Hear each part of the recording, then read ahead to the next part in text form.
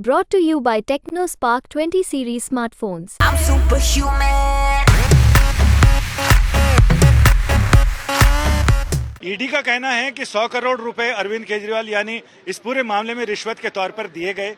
और इधर अरविंद केजरीवाल ने अपने 5 मिनट के वक्तव्य में यह कहा कि 55 करोड़ रुपए जब बीजेपी के खाते में इलेक्टोरल बॉन्ड की तरह से आए तो उसके बाद शरद रेड्डी को इसमें जमानत मिली और उनको राहत मिली।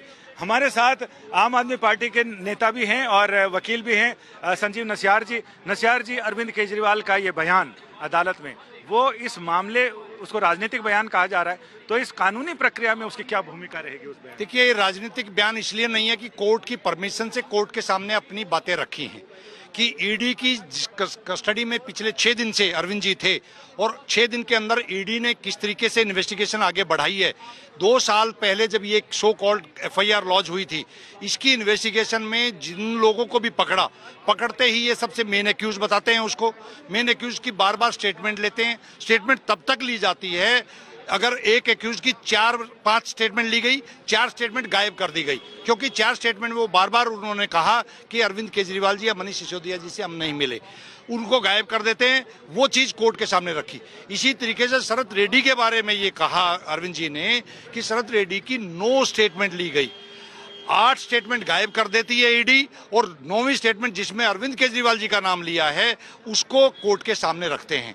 तो वो स्टेटमेंट जो ईडी के सामने 8 स्टेटमेंट उनकी और बाकी एक्यूज की जो स्टेटमेंट है वो भी कोर्ट के सामने आनी चाहिए, ये अरविंद जी ने रखा है।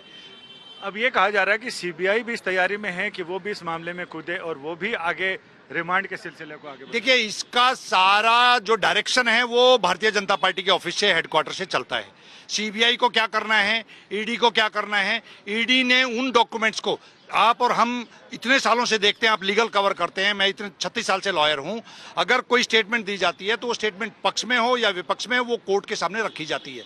लेकिन ईडी ने वो सब डॉक्यूमेंट गायब कर दिए और खासकर वो 100 करोड़ रुपए की ट्रेल की जो बात करते हैं, 100 करोड़ रुपए के एलिगेशन की बात करते हैं, उसमें माननीय सर्वोच्च न्यायालय का हवाला दिया अरविंद जी ने कि संजीव खन्ना जी के ऑर्डर के अंदर उन्होंने वो पैरा पढ़ के बताया जिसमें उन्होंने कहा कि 100 करोड़ रुपए अभी डिबेटेबल है, उस पर अभी संचय है, मिले कि नहीं मिले उसकी ट्रेल अभी ईडी ने साबित नहीं की है। लेकिन 55 करोड़ रुपए और 60 करोड़ रुपए जो शरद रेड्डी से लिए हैं वो तो उनके खाते में गए हैं भारतीय जनता पार्टी के।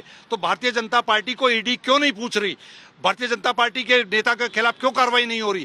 कोर्ट के सामने वो सब ईडी को सच्चाई बतानी पड़ेगी कि आप इन्वेस्टिगेशन सिर्फ आम आदमी पार्टी को खत्म करने के लिए और एक भ्रम पैदा करने के लिए कि आम आदमी पार्टी के नेता करप्ट हैं। नस्यार साहब, आप चूंकि वकील भी हैं तो आपसे मैं एक सवाल ये भी पूछ सकता हूं कि अभी तक लोग कह रहे हैं सीबीआई भी कूद सकती है, लेकिन अब ये कहा जा रहा है पन्नू के बयान के बाद एनआईए भी इसमें दाखिल हो सकती है, क्योंकि उन्होंने कहा कि हमसे जी 400 करोड़ रुपए ले लिए जी और हमारा। संजय जी, क्योंकि एक बहुत बड़ी साजिश इसलिए है क्योंकि अरविंद केजरीवाल जी की सरकार और अरविंद केजरीवाल जी को जिस तरीके से देश में प्यार मिला है, जिस तरीके से उनकी पॉलिसीज को लोगों ने पसंद किया है, आम आदमी के लिए सस्ती बिजली का प्रबंध करना, अच्छे पानी का प्रबंध करना, अच्छी शिक्षा व्यवस्था का तय करना, अच्छी स्वास्थ्य व्यवस्था का तय करना, महिलाओं को 1-1 हजार रुपए की घोषणा करना, महिलाओं को फ्री यात्रा करना, अपने बुजुर्गों को, वकीलों को, इतना बड़ा पूरे हिंदुस्तान में we are the only state जहां पे वकीलों को वेलफेयर स्कीम का, सोशल सिक्योरिटी का सरकार ध्यान रखती है।